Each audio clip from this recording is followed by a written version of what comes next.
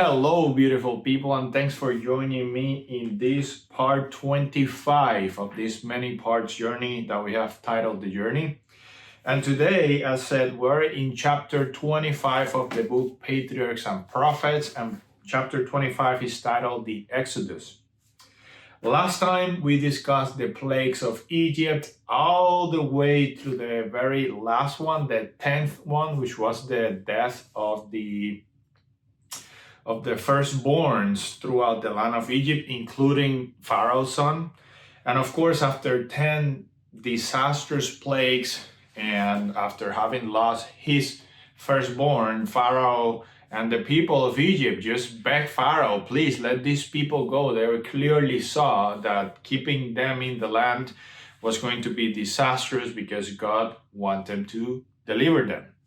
So Pharaoh gives the okay, and this chapter 25, picks up at the day that they are basically packing up to move. So all the people of Israel left the land of Egypt as God had promised. It says in the book, that day completed the history revealed to Abraham in prophetic vision centuries before. Centuries meaning more than 400 years. And it cites here Genesis 15. Your descendants will be strangers in a land that is not theirs. This is God speaking to Abraham. And will serve them, and they will afflict them for 400 years. And also the nation whom they serve I will judge. Afterward they shall come out with great possessions. And God fulfilled his promise on that day. Not only the people of Israel were free to leave the land of Egypt, but they were allowed to live with everything that they possessed, which was a lot, especially cattle and animal livestock. This because, if we remember from a few discussions back, Joseph had basically saved Egypt from famine. And when this happened, and through the years after, the people of Egypt had sold most of their lands and most of their possessions to Egypt, to the government, you can say.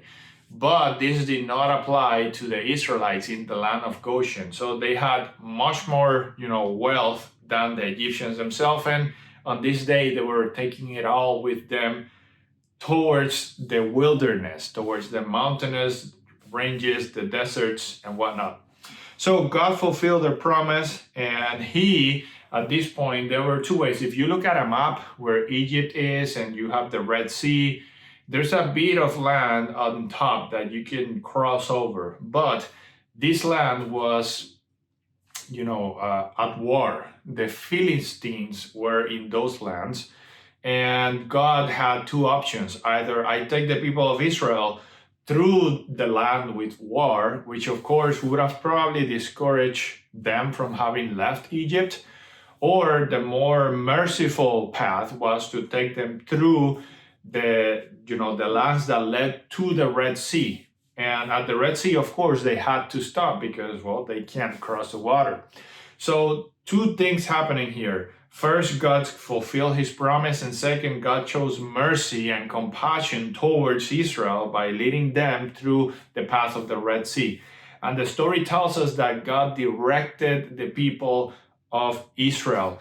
And it is so beautiful because he's like with his precious people. God is like happy to have them released. He had just shown a magnificent amount of power by, throwing the plagues on Egypt and rescuing them from servitude and bondage to Egypt. And now they're leaving, and God is with them in the day in a cloud, and in the night in a cloud of fire. He was like leading them. Whenever the cloud moved, the people also moved after them. God was literally leading them throughout. And he says here that the cloud during the day, if you've ever been to Egypt and this land where Israel was walking is pretty desertic, and the sun is pretty hot and intense. I had the opportunity to be there last year, and it was literally mind-blowing. But it says that this pillar, this cloud, that it was God's leading them. During the day, it covered them to the point of creating optimum temperatures, so they don't sweat as much, perspire, and get tiresome. And then at night that it gets a little bit chilly, then the cloud of fire will not only guide them, but also give the heat to keep them going. And anyway, God is just so amazing. But one thing important, as the people of Israel left, yes, the people of Israel left, but also left people that were not from Israel. There were Egyptians that left with Israel because they were afraid of staying in Egypt because of all the plagues that had just happened. So there was a bit of good and bad. Lesson to be learned here. God did not forbid anyone that wanted to live with Israel to live with Israel. Everybody's welcome to follow, the people of God and God himself. Of course, it's ultimately up to them to choose to want to follow and honor God. So it says here, talking about this mixed multitude, this group, talking about the ones who left solely out of afraidness for staying in Egypt, this group were ever a hindrance and a snare to Israel. And that we will see clearly and vividly in the next chapter and a little bit in this one. So now Israel is camping by the Red Sea, happily ever after, minding their own business. And what happens? At Egypt, Pharaoh and his people started, they lost all of their labor, right? The labor class. Now there was no slave, there was nobody to do the work. And the Egyptians, since started resettling into them. And at this point, they started questioning, well, maybe, just maybe, all of those stuff that happened wasn't God. They were just natural phenomena. And they started, I guess, arguing in their minds the reliability of the events and complaining to Pharaoh. And Pharaoh reflected on what had happened, and he was like, you know what, now because I let them go, I'm gonna look weak in front of the other nations and in front of my people. So he purposed to get Israel back, send the best of the land in terms of army after Israel. And of course, they caught up to Israel when Israel was camping by the Red Sea. Now, put yourself in the shoes of the Israelites. They just left Egypt. Of course, there's nothing but empty land in front of them. In this particular case, there's nothing but sea in front of them. They can't really walk or swim across. And they see far away the armies of Egypt coming after them. Of course, it was a bit of a terrifying scene to witness, but it probably would have been not a bad idea to remember that God had just delivered them. They had just literally witnessed all the mighty catastrophes that happened in Egypt as a result of Pharaoh's stubbornness. And very little people remembered, okay, if God, or rationalized, if God was with us then, God will be with us now. So a lot of people now are afraid. And he says, speaking about that, terror filled the hearts of Israel. Some cried to the Lord. Some remember, okay, God can help us. Let's go to Lord. But far greater part hastened to Moses with their complaints. And at this point, they started complaining, oh, why didn't we stay in Egypt? Why didn't you left us in Egypt? Over and over, they basically said, what we had in Egypt is better than dying here or than being here. And Moses, without a doubt, lost his patience a bit. He talked with God, and God said, no worries.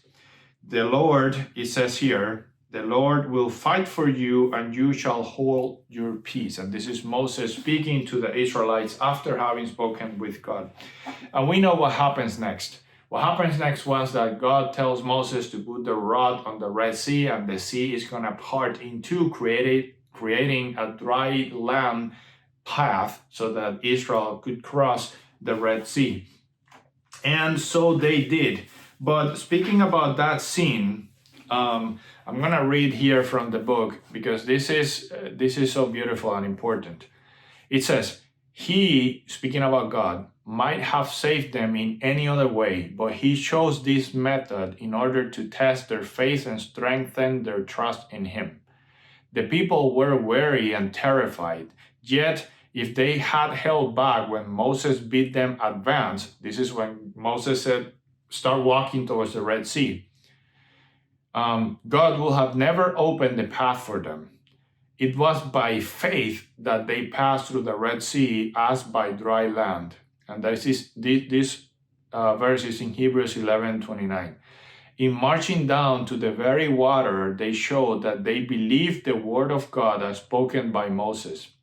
And this is the best sentence in all this paragraph. They did all that was in their power to do, and then the mighty one of Israel divided the sea to make a path for their feet. You know, in our dealings with God, sometimes we expect God to do everything for us.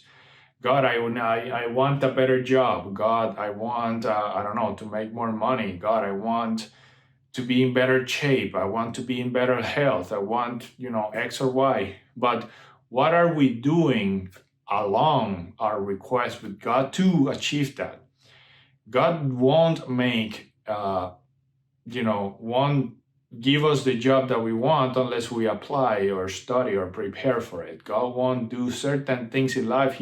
How can He get us in good shape if we don't do our part of doing exercise and eating healthy and so on? So sometimes we expect God to do things for us by sitting back and waiting for Him to make it happen. And that's not faith. Faith means if you want, and this, I never forget this sentence from a movie called Facing the Giants, beautiful movie if you haven't seen it. If you want God to send the rain, you need to go and prepare the field. You say, God, my land is barren. I put all my potatoes, but they're not sprouting. Well, God can send the rain, but how can you complain that there's no sprouts of anything if you haven't gone and prepared the land and put the seeds in? You know what I'm saying? So this is exactly what we see here on Israel. God didn't just say, okay, they're in trouble, I'm going to open the sea, go walk. No. Israel had to believe, to trust God and His promise, and start walking towards a sea that was filled with water. Start walking without knowing what was going to happen. And once their feet started getting wet, once maybe, I just imagine this scene, maybe the water was up until their chest and they were like, okay, should we keep walking? And God opened the sea. This, of course, I'm making it up. I don't know exactly how much they had to go into the water for the water to open, but I do know that they had to start walking. And this is how the Christian life operates. And this is why it's important to trust, to know, and believe God when He says that He has our backs. So, what a compassion, what matchless love has God shown to us, lost sinners, in connecting us with Himself to be to Him a special treasure. I don't know. That is indescribable and unexplainable love. Of course, the Egyptians wanted to go after Israel. After Israel had crossed, the sea was still open, and the Egyptians went all the way into the sea, only to find themselves trapped. And eventually, once Israel had moved all into dry land, the seas returned to its place, and the entire Egyptian army was killed that day. And you can imagine Pharaoh on the other side, seeing basically his entire army destroyed. He was a witness himself to what God does for His people. And the people of Israel, of course, at this point, they were happy. You can just imagine, sometimes we tell these stories. These stories are repeated so much in the church, in life, that they're like simple stories for us. They're like, oh yeah, the sea was divided. Just put yourself in that place. Imagine the sea opening in two and you walking through dry land with a wall of water on both sides. That must have been a sight to see. Definitely something that you won't see ever. It's not you don't see every day. You just don't see ever. And they got to witness. So they witnessed the power and the promises of God in full display, that He was going to take care of them. And at this point, they're all on the other side. The Egyptians died, and now they rejoice and sing and praise to the Lord God in heavens. A lesson for us that we should always be grateful. When God does things in our life, when things got our way, we are very good about asking God to make stuff happen, but are we thankful after He makes it happen? The other day, my wife sent me a picture on the internet that said, it was like a meme, you are living the life that once you prayed, or something like that. Like, I'm living now what once was a prayer for me. And that is so true in my life, I'll be honest. I literally can say that God gave me my absolute dream job, and He blessed me. What was once a prayer for me, I am living it today. And sometimes it's easy to forget, because now I have new desires and new passions, new things I want. So it's very easy to forget what I once wanted that God gave me today. And I work with myself to remind me of the goodness of God, and I ask you to do the same. Reflect on how good God has been to you. Pray and be thankful, and walk with Him always. I'll see you next time. Thanks for joining, and until next one.